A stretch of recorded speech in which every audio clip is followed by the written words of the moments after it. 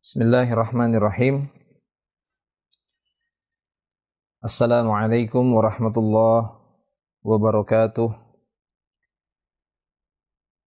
Innal hamdalillahi nahmaduhu wa nasta'inuhu wa nastaghfiruh wa natubu ilaihi wa na'udzu billahi min syururi anfusina wa sayyiati a'malina. Man yahdihillahu fala mudhillalah wa man yudlil fala hadiyalah. Asyhadu an la ilaha illallah wahdahu la syarikalah. Wa ashhadu anna Muhammadan abduhu wa rasuluh. Allahumma salli wa sallim ala Rasulillah Nabiyyina Muhammadin sallallahu alaihi wasallam wa ala alihi wa ashabihi wa man tabi'ahum bi ihsanin ila yaumiddin. Wa qala Allah ta'ala ya ayyuhalladzina amanu taqullaha haqqa tuqatih wa la tamutunna illa wa antum muslimun amma ba'du. Ma'asyiral muslimin wal muslimat wal musyahidin wal musyahidat rahimani wa rahimakumullah, wa khususan ditulab wa talibat min Ma'had al-Imam An-Nasa'i. Walhamdulillah, segala puji hanya milik Allah Subhanahu wa taala. Pada malam hari yang berbahagia ini kita berjumpa kembali di kajian online ini. Insyaallah pada malam hari ini pembahasan kita yakni melanjutkan pembahasan dari para santri sebenarnya. Itu kajian fikih dari fikih Al-Wajiz, fikih ringkasan dari kitab Al-Wajiz fi fiqhil kitab was sunnah Rasulullah sallallahu alaihi wasallam. Yakni sebuah kitab fikih yang disusun oleh Syekh Abdul Adim bin Badawi.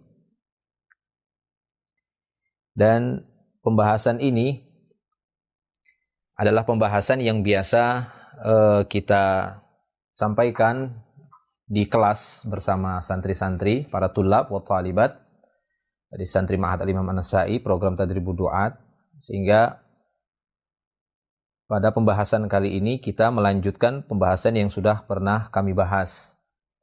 Mungkin bagi para pemirsa yang mengikuti kajian ini akan mendapati pembahasan tidak dari awal, karena kita sudah membahas ini dari awal di kelas, dan kondisi saat ini kita sedang tertimpa wabak atau pandemi COVID-19 dan tidak memungkinkan bagi santri-santri untuk bertemu di kelas, berkumpul, belajar, sehingga kami manfaatkan wasilah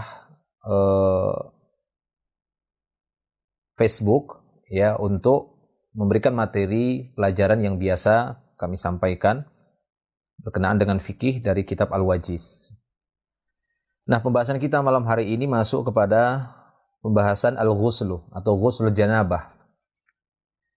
Ya, al-ghuslu atau ghuslul janabah, babul ghusli, bab tentang mandi atau mandi janabah.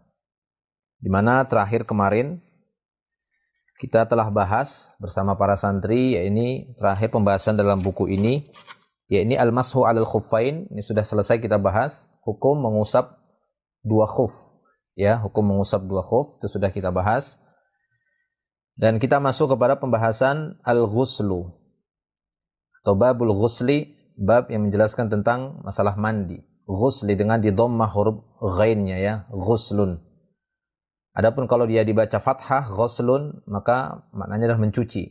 Tapi kalau di dhammah ya, jikalau dia di dhammah ghuslun, maka maknanya ikhtisal, maknanya mandi. Ghuslul janabah. Tapi para jamaah yang Allah Subhanahu wa taala, tidak lupa kita senantiasa memohon kepada Allah Subhanahu wa taala ilmu yang bermanfaat. Nas'alullaha ilman nafi'a wa rizqan thayyiba wa amalan mutaqabbala. Wa nas'alullah ayyaj'ala a'malana as-salihah min salatina wa siyamina wa ruku'ina wa kullu khairin minal khairat fil mawazinil hasanah yaumal qiyamah. Allahumma amin. Tapi para jamaah Allah Subhanahu wa taala dan para tulab, khususnya kepada para santri yang sedang menyaksikan kajian online ini, web streaming Facebook, kita akan lanjutkan pembahasan dari kitab Toharoh, babul ghusli, bab yang menjelaskan tentang mandi. Beliau langsung mengatakan di sini muallif penyusun mujibatuha atau mujibatuhu. Mujibatuhu yakni hal-hal yang mewajibkan seorang mandi. Hal-hal yang mewajibkan seorang mandi. Atau yang dikenal dengan mandi wajib. Kita sering menyebutnya dengan mandi wajib. Nah, di sini beliau akan menjelaskan mujibatuhu atau mujibatul ghusli. Perkara-perkara yang mewajibkan seorang mandi sehingga orang tersebut wajib mandi. Ya, sehingga orang tersebut wajib mandi.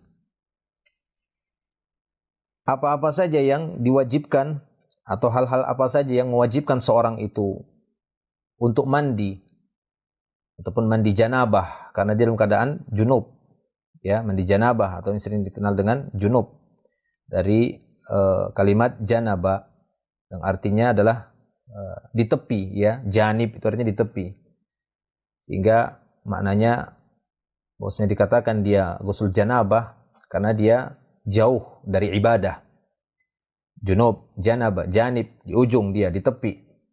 Ijtanib, ya, ijtinab. Artinya menjauh. Karena orang yang junub, seorang yang dalam keadaan junub, dia tidak boleh beribadah. Dan tidak diterima ibadahnya. Kecuali telah terangkat junubnya tadi, ya, dengan mandi ini. Karena mandi ini akan mengangkat hadas, ya, akbar, hadasul akbar, yaitu hadas besar.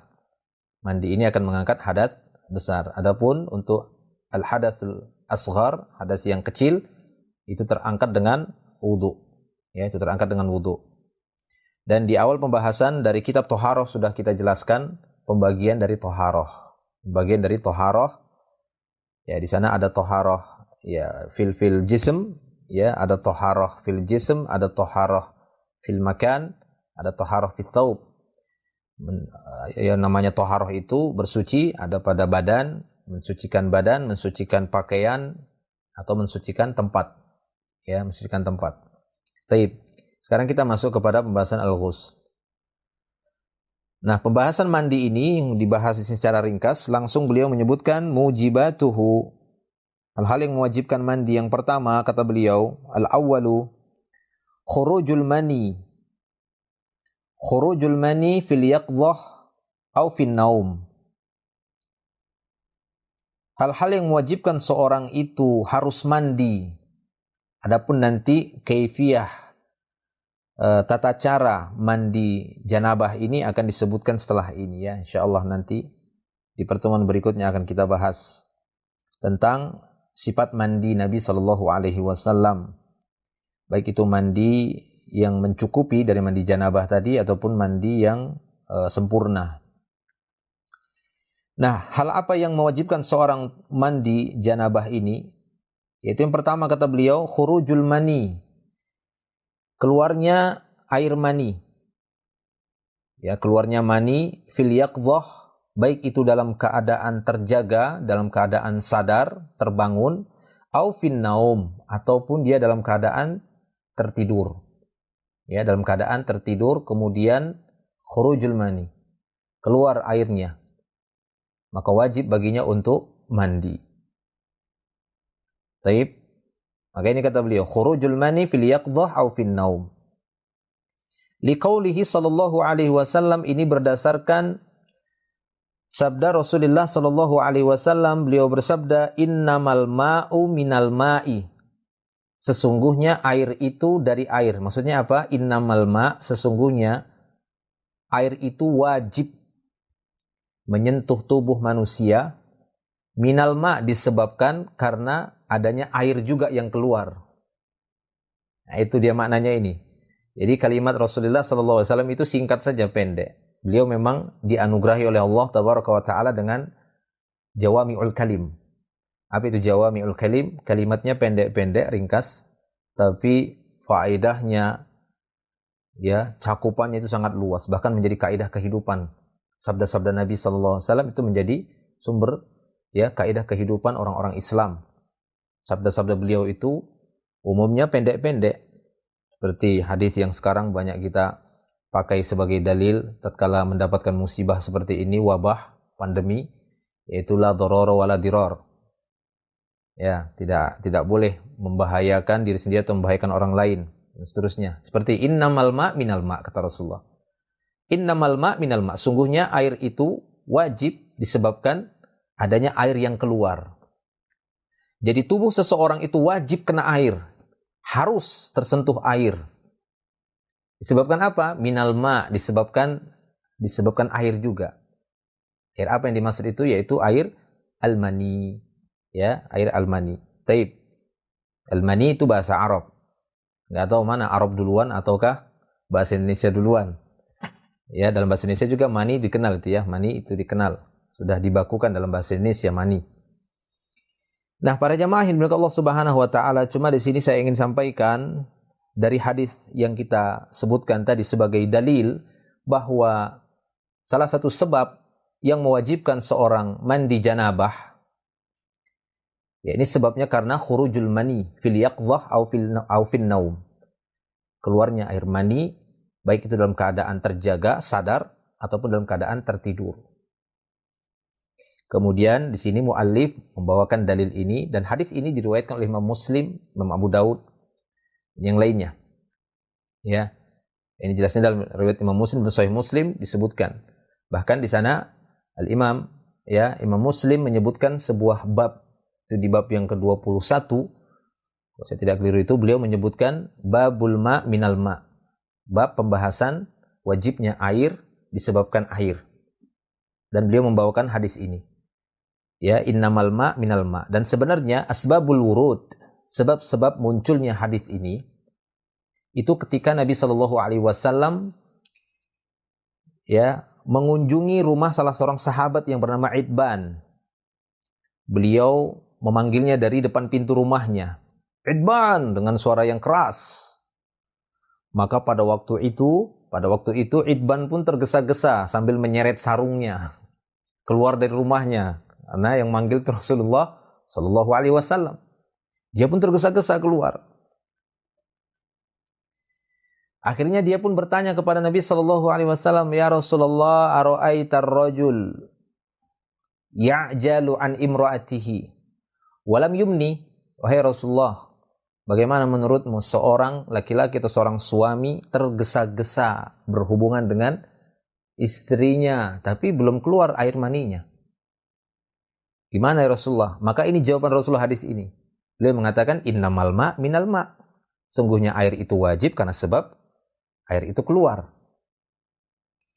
Nah, hal ini menyebabkan riwayat-riwayat hadis ini diantaranya ini menyebabkan ada khilaf di kalangan para ulama berkenaan dengan hadis ini sendiri. Karena di sana ada hadis-hadis yang seakan-akan berlawanan, bertolak belakang ya dengan hadis ini. Seakan-akan kan hadis ini menyebutkan bahwasanya yang menjadi tolak ukur itu hanyalah air itu keluar atau tidak.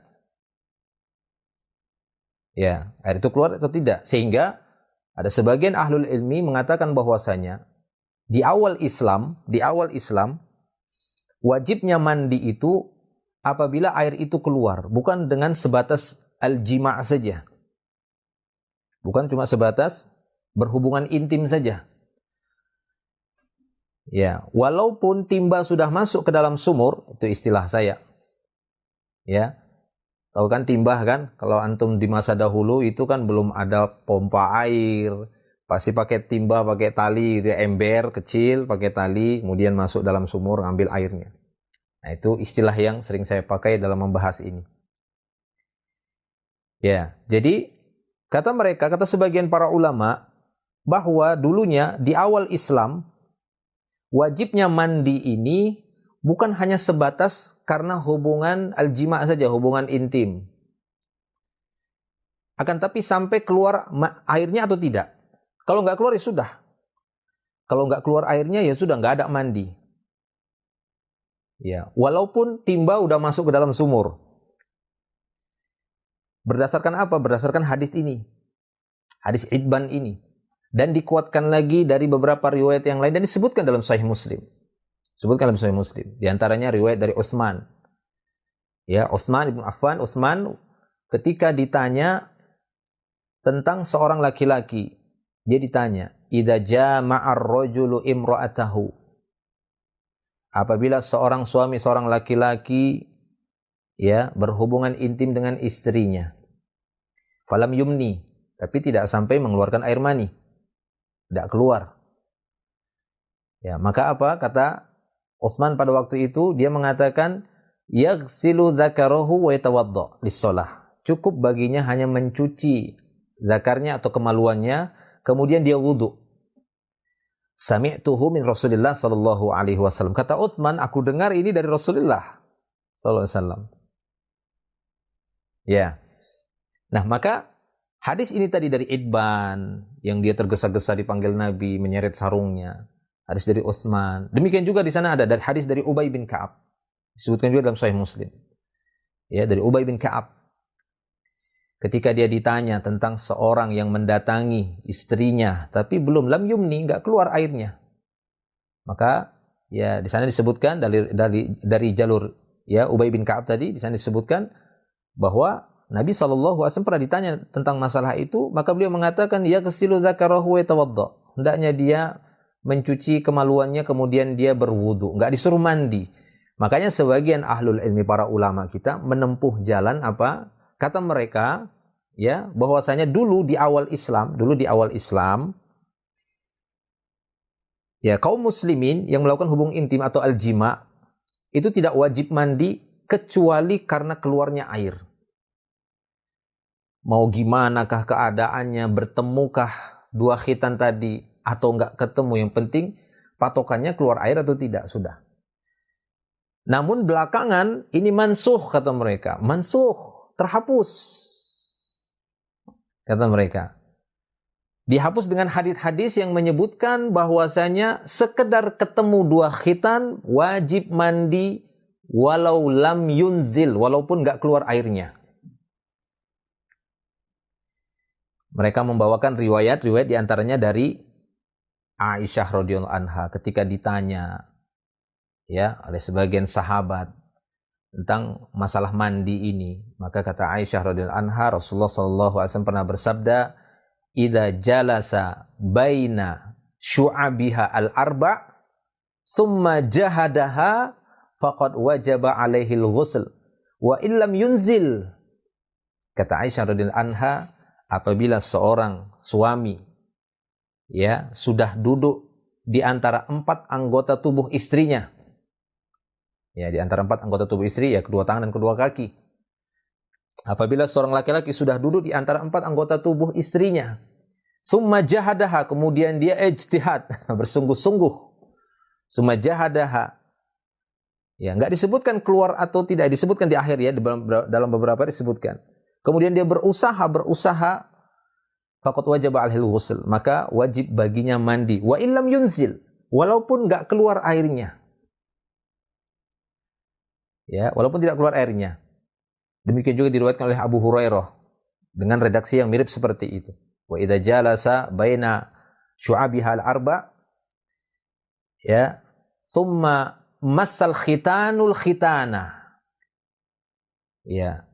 Apabila seorang suami sudah duduk di antara 4 anggota tubuh istrinya, kemudian ya summa massal khitanul khitana, kemudian khitan sudah ketemu dengan khitan. Ini juga dalil menunjukkan bahwasanya wanita itu disyariatkan untuk dikhitan. Ya, karena Rasulullah SAW menyebutkan apabila seorang suami sudah duduk di antara 4 anggota tubuh istrinya, summa massal khitanul khitana, kemudian khitan itu sudah menyentuh khitan yang lainnya. Khitan laki-laki sudah menyentuh khitan si wanitanya, faqad wajabal ghusl, maka wajib mandi. Nah, hadis-hadis ini kan terlihat seperti bertolak belakang. Makanya tadi ada sebagian para ulama menempuh jalan nasikh mansuh. Dulu awalnya iya, kaum muslimin, kata mereka, ya awalnya kaum muslimin apabila melakukan al-jima, ya al-mujama'ah, hubungan intim suami istri, maka setelah itu jika air nggak keluar, setelah itu tidak ada mandi, cukup mencuci kemaluan dan wudu, sholat, silahkan. Nah belakangan ya dengan hadis-hadis tadi yang menunjukkan bahwasanya setelah itu ya bukan itu dimansuhkan, kata mereka, awal-awal itu dimansuhkan, walaupun nggak keluar airnya tapi sekedar ketemu 2 khitan, ya, ketemu dua khitan wajib mandi. Atau bahasa saya apabila timba udah masuk ke dalam sumur walaupun ya nggak dapat airnya, maka wajib mandi. Taib. Namun sebagian ulama yang lain mengatakan bahwasanya enggak. Ya, mereka tidak menempuh jalur nasikh mansuh. Tetap diterima semua hadis itu karena menurut mereka berat untuk memansuhkan sebuah hadis, apalagi di sana mutawatir. Walaupun ini ada khilaf ya, di sebagian ulama yang lain mengatakan boleh saja hadis-hadis yang mutawatir sebagai nasikh, sebagai penghapus untuk menghapus lagi yang mutawatir yang lainnya. Kata mereka boleh seperti ini. Ini kan hadisnya mutawatir, menghapus yang mutawatir boleh. Ya, boleh. Yang tidak boleh itu apabila hadis ahad kemudian menghapus yang mutawatir. Ini kata jumhur, itu tidak bisa. Walaupun sebagian lainnya mengatakan bisa saja kalau memang jelas sebab-sebab nasikh mansuhnya. Allahu a'lam bishawab. Ya, saya pribadi lebih melihat kepada penjelasan para ulama bahwasanya dua-duanya diterima. Maksudnya kedua-duanya itu ada fikih di dalamnya, ada ilmu di dalamnya. Artinya apa? Artinya keluar air mani tadi juga menjadi sebab mandi. Bertemunya dua khitan juga menjadi sebabnya mandi. Nah, dua-duanya. Dan itulah yang akan dijelaskan, yang akan disebutkan oleh beliau di sini. Ya, dalam kitab Wajiz ini. Ya, di poin yang pertama kata beliau khurujul mani fil yaqdhah aw fin naum. Sebab mandi yang pertama, hal yang mewajibkan seorang mandi, kata beliau, keluarnya air. Baik itu dalam keadaan tidur ataupun dalam keadaan terjaga. Ketika air itu keluar, wajib mandi. Dan nanti di poin yang kedua, kata beliau, al-jima' wa in lam yunzil. Al-jima' yaitu berhubungan intim, walaupun tidak keluar airnya, hanya sekedar ketemu dua khitan, wajib mandi. Taib. Ya, ini fikihnya ya. Nah, ikhwani fillah rahimani wa rahimakumullah. Kita lanjutkan di sini. Ini sekedar untuk menjelaskan tadi ya hadis ini. Innamal ma' minal ma'. Di sini ada perbincangan di antara para ulama kita tentang hadis ini dan hadis-hadis yang tadi yang seakan-akan terlihat bertolak belakang. Namun saya pribadi lebih kepada penjelasan para ulama yang menggabungkan hadis-hadis tadi, tidak mengambil jalan nasikh mansuh, tapi menjamak, mengkompromikan hadis-hadis tadi. Artinya kedua-duanya itu bisa dipakai karena memang agak berat untuk mengambil ya cara ataupun menempuh jalan nasikh mansuh tadi. Wallahu a'lamu bishawab. Baik. Kemudian di sini beliau juga membawakan riwayat dari Ummu Salamah. An Ummi Salamata anna Umma Sulaim qalat, dari Ummu Salamah bahwa Ummu Sulaim berkata, ya Rasulullah, wahai Rasulullah, inna Allah la yastahyi minal haqq. Sesungguhnya Allah Subhanahu wa taala tidak malu-malu dalam menjelaskan kebenaran. Fahal 'alal mar'ati ghuslun idha tamalat. Apakah wajib bagi seorang wanita mandi apabila dia mimpi? Ini menunjukkan dari dulu ternyata ada wanita yang mimpi juga, mimpi basah. Jadi jangan dianggap laki-laki saja yang hanya mandi basah ya. Walaupun di antara tanda baliknya seorang anak laki-laki dengan mandi. Ya, tanda baliknya seorang anak laki-laki dengan mimpi basah, bukan dengan mandi, dengan mimpi basah tadi. Ya, adapun pada anak wanita memang ada kekhususan tanda baliknya, apa itu? Itu tadi haid. Ya, mendapati darah haid, keluarnya damul haid. Taib. Nah, ini kata Ummu Sulaim, dia berkata, wahai Rasulullah, sesungguhnya Allah kan tidak malu-malu menjelaskan kebenaran. Ya, artinya dalam perkara-perkara yang seperti ini untuk menjelaskan al-haq, maka Islam tidak, ya artinya tidak malu-malu dalam menjelaskan ini. Ini bukan suatu hal yang bukan suatu hal yang ya harus disembunyikan, suatu hal yang tabu, ini ilmu. Kenapa? Karena berkaitan dengan keabsahan ibadah. Betapa banyak kita dapati orang-orang yang tidak paham mandi janabah. Nah, makanya di sini perlu untuk kita jelaskan hal-hal apa saja yang mewajibkan seorang mandi janabah. Kenapa? Karena kita harus beribadah dengan ibadah yang mulia. Apa itu? Salat. Salat itu wajib. Resikonya bisa kafir orang yang meninggalkan salat. Baik itu kufur yang akbar ataupun dia kufur asghar. Ya. Taib. Demikian. Oleh karena itu, penting ini bagi kita untuk mempelajarinya. Sehingga di sini Ummu Sulaim pun mengatakan, wahai Rasulullah, sesungguhnya Allah itu tidak malu-malu untuk menjelaskan al-haq. Maka dia mengatakan, apakah wajib fahal 'alal mar'ati ghuslun idza ihtamalat? Apakah wajib seorang wanita itu mandi jika dia bermimpi? Jika dia bermimpi. Qala, maka Rasulullah sallallahu alaihi wasallam mengatakan, na'am, idza ra'at al-ma'a. Kata Nabi sallallahu alaihi wasallam, iya, wajib seorang wanita mandi jika dia melihat air setelah mimpinya tadi, dia terbangun, dia dapati ada air yang keluar. Dia dapati banjir, balal, basah, maka wajib dia mandi walaupun dia seorang wanita. Ya, dalam riwayat yang lain Nabi Shallallahu alaihi wasallam memberikan penjelasan ketika ditanya seperti ini, ya, maka beliau mengatakan, ya kalau begitu dari mana sebab kemiripan, keserupaan, yaitu dari sebab air. Jadi laki-laki dan perempuan ada airnya. Falyanzuril insanu mimma khuliqa mimma'in dafiq yakhruju min baini sulbi wat tara'ib. Kata ulama tafsir, ya, para mufassirun menjelaskan bahwasanya at-tara'ib ini adalah tempat airnya wanita, as-sulbi ini tempat airnya laki-laki yang ketemu dalam rahim, sehingga mana yang paling kuat inilah yang mempengaruhi watak, tabiat, dan penyerupaan kemiripan. Kadang kan didapati anak itu lebih mirip ke bapaknya, ada yang lebih mirip ke ibunya. Kadang ada yang nggak mirip ke bapak, ke ibu, tapi kemana? Ya mungkin ke gen atau ke keturunan ibunya, ke kakek dari ibu, atau ke kakek dari bapak, dan seterusnya. Taib. Itu para jamaah Allah Subhanahu wa taala. Ya.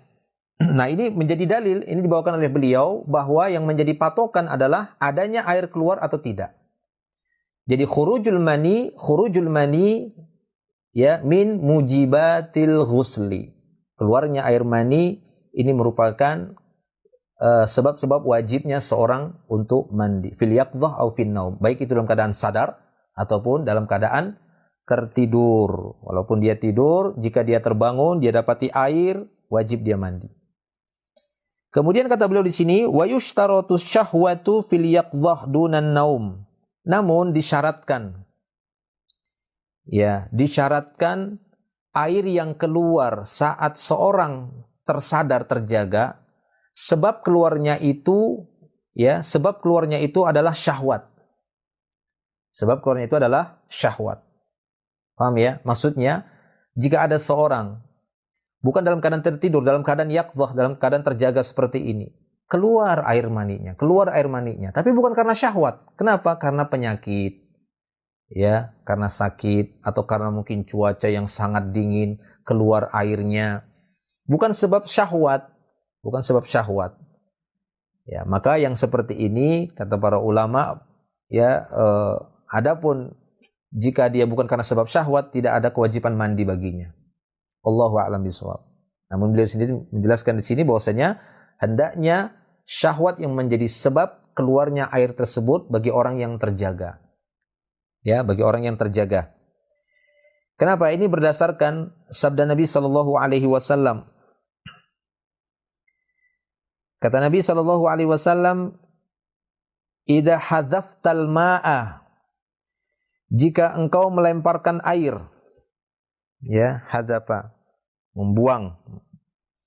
Idza hadzaftal ma', jika engkau melemparkan air, faghtasil, maka mandilah engkau minal janabah, yaitu dari mandi janabah.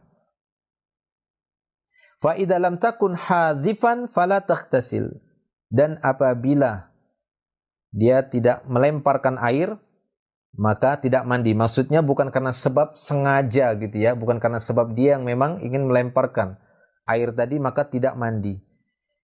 Nah, ini hadis ini dijadikan oleh sebagian para ulama bahwa apabila air itu keluar dalam keadaan sadar, air itu keluar dalam keadaan sadar, bukan dalam tidur ya, bukan dalam keadaan tidur, dalam keadaan sadar, maka wajibnya dia mandi jika air tersebut keluarnya karena syahwat. Adanya unsur kesengajaan, adanya dorongan syahwat, bukan keluar sendiri karena sebab penyakit ataupun cuaca dingin. Nah, berkata Al-Imam Asy-Syaukani, di sini beliau menukilkan perkataan Al-Imam Asy-Syaukani di dalam kitab Nailul Autar. Apa kata beliau? Al-hadfu huwa ramyu. Yang dikatakan al-hadfu dalam hadis tadi adalah ar-ramyu, terlempar. Ya, terlempar. Wa huwa la yakunu bihadhihi sifah illa li syahwatin. Tidaklah disifati air tersebut dengan ini melainkan karena sebabnya syahwat. Karena sebab syahwat. Walihada qala al-musannif, oleh karena itu al-musannif berkata wa fihi tanbihun ala anna ma yakhruju li ghairi syahwatin imma li maradin au ya baridin la yujibul ghuslah. Ya, maka kata beliau di sini perlu diperhatikan bahwa jika air itu keluar bukan tanpa sebab syahwat, apakah itu karena sebab sebuah penyakit ataukah karena cuaca yang sangat dingin, maka tidak wajib baginya mandi. Ya, jadi beliau mensyaratkan dalam keadaan sadar, dalam keadaan terjaga, jika air itu keluar, maka sebab keluarnya air itu karena adanya syahwat. Berdasarkan hadis tadi, idza hadzaftal ma faghtasil wa illam takun hadzifan fala taghtasil. Baik, wallahu a'lamu bissawab. Kemudian kata beliau, ini kita masih menjelaskan poin pertama ini ya. Selanjutnya kata beliau, wa man ihtalama wa lam yajidil ma'a fala ghusla alaih. Barang siapa yang bermimpi kemudian ketika dia terbangun, terjaga, dia tidak mendapati adanya air, maka tidak wajib baginya mandi. Walaupun pas bangun tidur dia sudah terengah-engah, gitu ya. Kan ada terbangun gitu, terbangun sudah berkeringatan misalnya. Dia bangun sudah berkeringatan. Bahkan dia mungkin mengingat dan ingat sekali apa yang dia lihat tadi di dalam mimpinya. Tapi saat dia periksa-periksa, tidak ada balal sedikit pun, tidak ada basah sedikit pun. Maka tidak wajib baginya mandi. Fahimtum ya tulab? Ya. Jadi tidak wajib baginya mandi. Ya, ini bagi para pemuda-pemudi ini ya, bagi para pemuda-pemuda juga. Juga bagi para orang tua. Kadang kita sangat miris ya melihat sebagian para orang tua yang nggak mengajari ini kepada anak-anaknya. Seharusnya ini diperhatikan. Ya, seharusnya ini diperhatikan bagi para orang tua yang sudah mendapati anaknya sudah mendekati umur-umur, sudah mau dekat balik. Ya, lewat di atas 10 lah. Di atas 10, 11, 12, 13, 15. Nah, ini sudah dekat-dekat masa baliknya. Sering-sering tanya anak itu, ada mimpi nggak nak? Ada mimpi ngeliat wanita nggak? Nah, kan begitu. Anak laki-lakinya. Anak perempuannya ditanya, ada keluar darah atau tidak? Tanya anak perempuannya, si ibunya. Ya, kenapa? Ya, kalau memang ada, nanti langsung cepat ajari dia bagaimana tata cara mandi janabah. Ajarkan dia sebab-sebab yang menyebabkan mandi janabah seperti ini. Ya. Nah, ini kata beliau, barang siapa yang bermimpi namun tidak mendapati air, fala ghusla alaih. Wa man wajadal ma'a, namun siapa saja yang mendapati adanya air, walam yadhkur ihtilaman, walaupun dia enggak ingat, ya, dia enggak ingat mimpinya tadi itu samar-samar, kayaknya aku tadi mimpi, iya atau tidak mimpi itu. Tapi saat dia bangun, dia dapati banjir. Enggak sampai bandang lah banjirnya, dia dapati adanya air. Maka fa'alaihil ghusl, kata beliau, wajib dia mandi. Walaupun dia enggak ada sih. Kayaknya enggak ada, aku mimpi tadi, enggak ingat apa-apa. Tapi dia dapati air, wajib dia mandi. Taib. Dalilnya adalah berdasarkan riwayat dari Aisyah radhiyallahu anha, dia berkata, su'ila Rasulullah sallallahu alaihi wasallam 'anir rajuli. Rasulullah sallallahu alaihi wasallam pernah ditanya tentang seorang laki-laki. Yajidul balala, dia mendapati air. Wala yadhkur ihtilaman. Sementara dia enggak ingat mimpinya tadi. Tapi dia dapati ada air. Yajidul balal. Namun dia enggak ingat tadi ada mimpinya. Faqala, apa kata beliau sallallahu alaihi wasallam, yaghtasil. Mandi dia, mandi. Ya, wajib dia mandi. Wa 'anir rajuli yara annahu qad ihtalama. Demikian juga beliau ditanya tentang seorang laki-laki. Dia bermimpi dan sungguh dia melihat mimpi itu dengan jelas dan bisa mengingatnya. Wala yajidul balala, dan dia tidak dapati air setelah bangun. Enggak ada basah, enggak ada apa-apa, enggak ada banjir. Faqala, maka beliau mengatakan la ghusla alaih. tidak ada kewajiban mandi baginya. Allahu a'lamu bishawab. Ya, Masya Allah, ini masih satu poin aja yang kita bahas ini. Di sini beliau menyebutkan ada 5 sebab-sebab mandi janabah tadi, walaupun di sebagiannya ada yang diperselisihkan ya di kalangan para ulama. Nanti insya Allah kita lanjutkan lagi ya. Nah, waktunya ini sudah masuk waktu Isya. Adapun saya di sini masih sholat di rumah ya, karena masjidnya belum dibuka, jadi masih sholat di rumah. Taib, kita cukupkan dulu ya pembahasannya ini. Nanti insya Allah 4 poin lagi akan kita bahas di pertemuan berikutnya. Kita akan jawab pertanyaan dulu. Sepertinya ada beberapa pertanyaan yang masuk.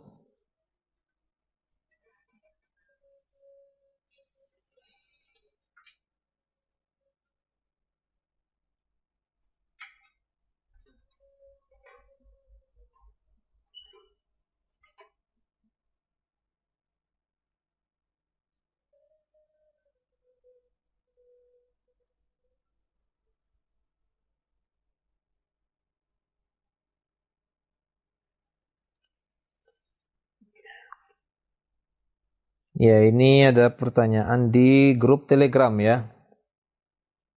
Grup Telegram Ngaji Sunnah Ikhwan Balikpapan.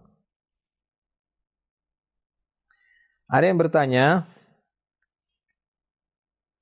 Assalamualaikum. Waalaikumsalam. Khair Ustaz, barakallahu fika barakallah. Zaman sekarang yang namanya tawadu itu sulit diamalkan. Insya Allah mudah bagi orang-orang yang dimudahkan oleh Allah.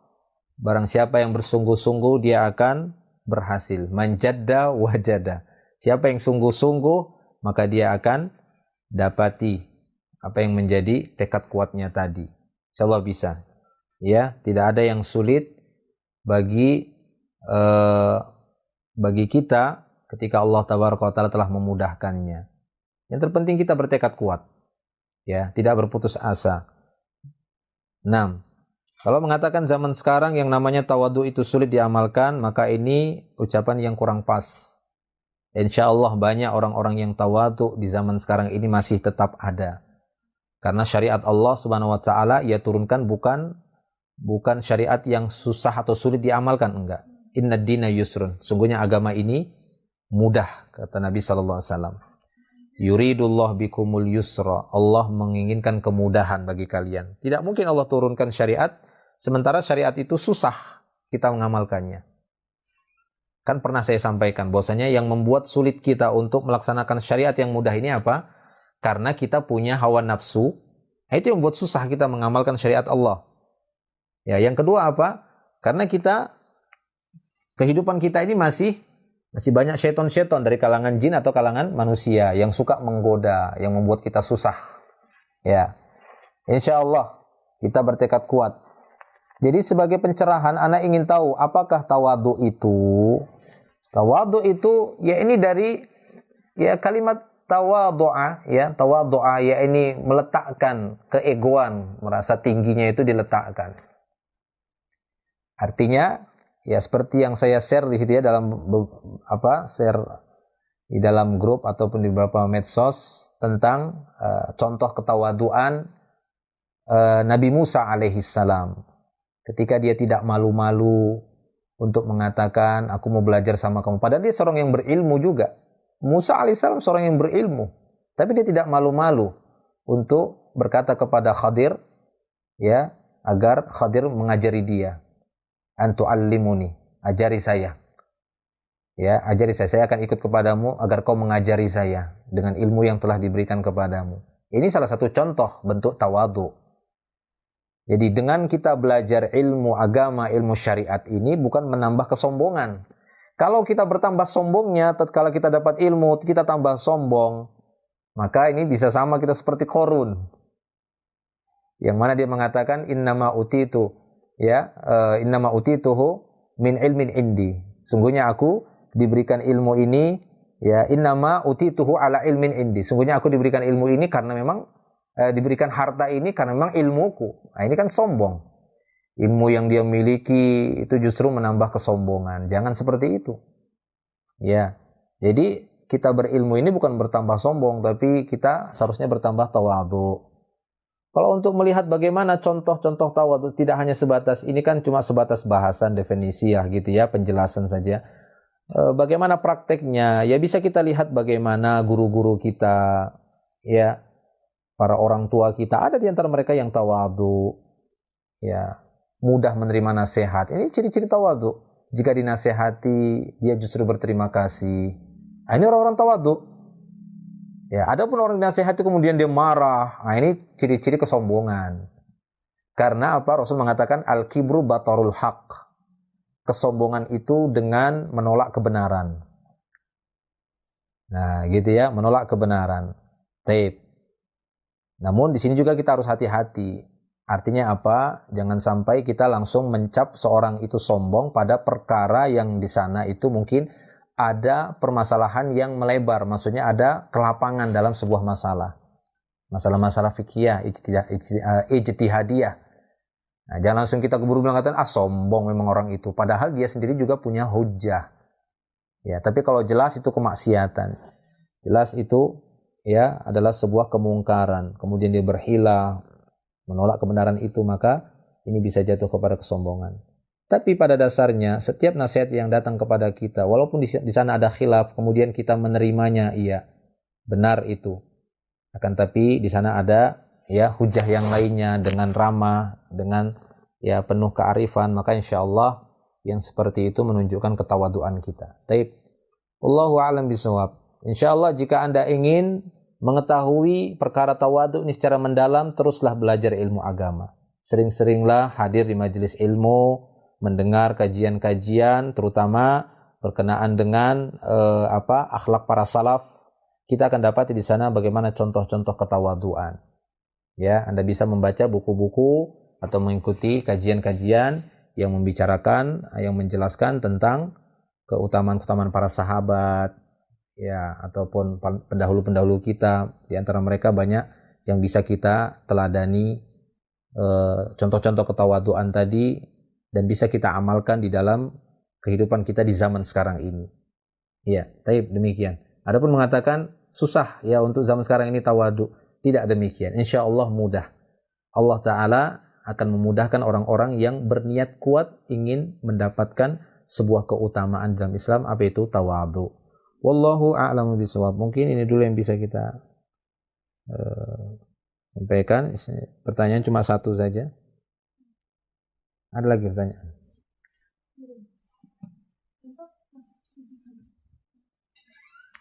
Oh ya, ini ada satu pertanyaan lagi. Bismillahirrahmanirrahim. Ustadz mau tanya, bagaimana hukumnya ketika pemerintah membatalkan ibadah haji tahun ini? Kemudian dananya dialihkan untuk penanganan COVID. Bagaimana hukum penggunaan dana tersebut? Apakah tidak perlu membutuhkan persetujuan jamaah sebagai pemilik dana?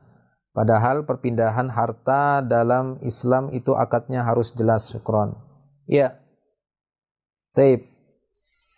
Ya, saya belum dapatkan informasi terkini ya, ataupun informasi yang valid dari pemerintah juga tentang masalah ibadah haji ini. Walaupun kemarin sepertinya saya mendapati beberapa ya share berita dari beberapa teman, khususnya pengumuman dari Kementerian Agama ya tentang tahun ini Indonesia tidak memberangkatkan orang-orang yang beribadah haji ke Masjidil Haram, ke Mekah. Nah, adapun masalah dana tersebut ya yang sudah disetorkan oleh orang-orang yang haji dipakai untuk penanganan COVID. Nah, maka ini perlu informasi yang benar-benar ini ya, yang benar-benar sempurna gitu ya. Artinya wallahu a'lam bishawab, terkadang kita juga harus meyakini atau terkadang kita harus memahami bagaimana kondisi dan keadaan negara kita yang mungkin saja, karena kita tidak mengetahui 100% bagaimana keadaan di dalam ketatanegaraan kita gitu ya, bagaimana kas kenegaraan yang dan seterusnya. Mungkin saja sedang dalam kondisi ya memang kita membutuhkan dana. Ya, artinya ini masuk kepada hukum darurat. Ini mungkin saja. Sehingga mereka pemerintah di sini dalam hal ini menggunakan dana haji tersebut untuk penanganan COVID ini. Nah, walaupun memang secara hukum muamalahnya tidak boleh memanfaatkan menggunakan uang orang lain yang ada di tangan kita untuk satu keperluan, kemudian kita pakai untuk yang lainnya kecuali dengan izinnya. Nah, anggaplah kalaupun ini sebuah kezaliman, artinya menggunakan dana orang lain tanpa izin, ya kita tetap harus bersabar. Kita tetap harus bersabar selaku rakyat, ya kita bersabar dengan kondisi seperti ini. Karena memang di dalam Islam, Nabi kita SAW telah memerintahkan kita untuk sabar dengan anggaplah itu kezaliman, ya benar-benar ini sebuah kezaliman benar. Ini anggaplah itu yang benar, namun tetap kita diperintahkan untuk bersabar oleh Nabi SAW jika kita melihat sesuatu yang tidak kita sukai dari pemerintah kita. Bahkan dalam hadis yang masyhur dalam riwayat Imam Muslim, ya, ketika beliau ditanya tentang penguasa, kan beliau pernah mengatakan juga dalam hadis riwayat Imam Muslim itu akan muncul penguasa-penguasa la yastannuna bi sunnati, yang tidak mengikuti sunnahku, wa la yahtaduna bi hudaya, dan tidak mengikuti petunjukku. Ya, bahkan hati-hati mereka itu bagaikan setan-setan, kata Rasulullah. Ya, maka sahabat waktu itu bertanya, apa yang harus kami lakukan wahai Rasulullah? Maka Rasul mengatakan, ya, isma' wa ati'. Dengar dan taati penguasa kalian, pemimpin kalian. Walaupun pemimpin kalian enggak mengikuti sunnahku, tidak mengikuti petunjukku, tetap kalian dengar dan taat, kata Rasulullah. Wa in akhadha malaka wa daraba dhahraka, walaupun hartamu dirampas olehnya, tetap kalian, ya, dengar dan taati, sabar. Insyaallah Allah Ta'ala akan ganti harta kita yang anggaplah itu benar dirampas oleh penguasa, ya, dizalimi oleh penguasa. Tetap sabar. Jangan kita terpancing untuk mengikuti langkah-langkah kaum Khawarij, ya, kaum Khawarij yang bermudah-mudahan langsung ingin mengkafirkan penguasa, ya, kemudian menyatakan memang penguasa yang zalim, menjelek-jelekkannya. Kita doakan insyaallah, ya, dengan doa insyaallah Allah Ta'ala akan memperbaiki tatanan kepemerintahan di negara kita Indonesia ini. Apalagi sekarang kita memang dalam kondisi yang sangat darurat, tertimpa wabah.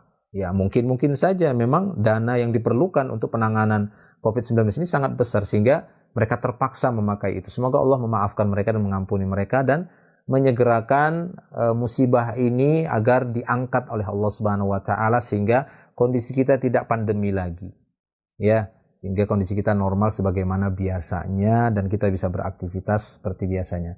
Wallahu a'lam bishawab. Ini nasihat saya, semoga menjadi ilmu yang bermanfaat. Kita cukupkan sampai di sini. Insyaallah nanti kita akan lanjutkan lagi di pertemuan yang berikutnya. Demikian dari kami. Subhanakallahumma bihamdik, asyhadu an la ilaha illa anta, astaghfiruka wa atubu ilaik. Assalamualaikum warahmatullahi wabarakatuh.